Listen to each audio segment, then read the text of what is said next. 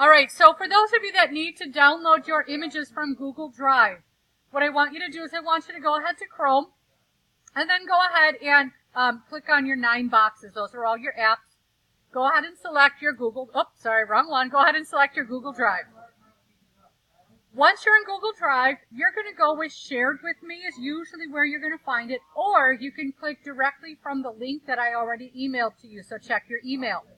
But once you're there, you're going to find a Period 7 folder.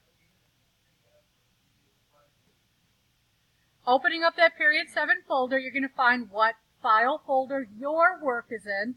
Let's say it happens to be, very slow, say it happens to be boys water polo. When you go ahead and open those files, you will find that there are a variety of images. Some have 1, some may have 4 or 5. I am asking that you edit a minimum of 2. If yours only has 1, please see me for an additional 1. Please don't forget to come see me about that, because I don't want you to lose out on important points. So you're going to go ahead and highlight, draw a box around all of them in that folder. This one again only has 1, but the rest, just drag that box around all 4 of them or whatever it is. Go ahead and right click on one of them and select the word download.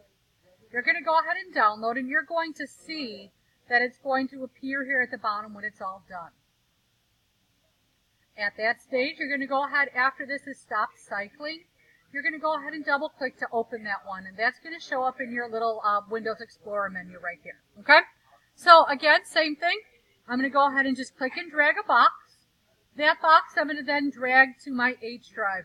My H drive happens to have my name in it. Yours will be your ID number. So that's where you're going to drag and drop them to. And then from there, you're going to work on editing as per my instructions in class. After you're all done, we'll talk about how to upload them back to Google Drive. Please don't worry about doing that right now unless you're really fluent in Google Drive. We do not want to do that quite yet. So again, I've downloaded these images. I drag them over to my H drive.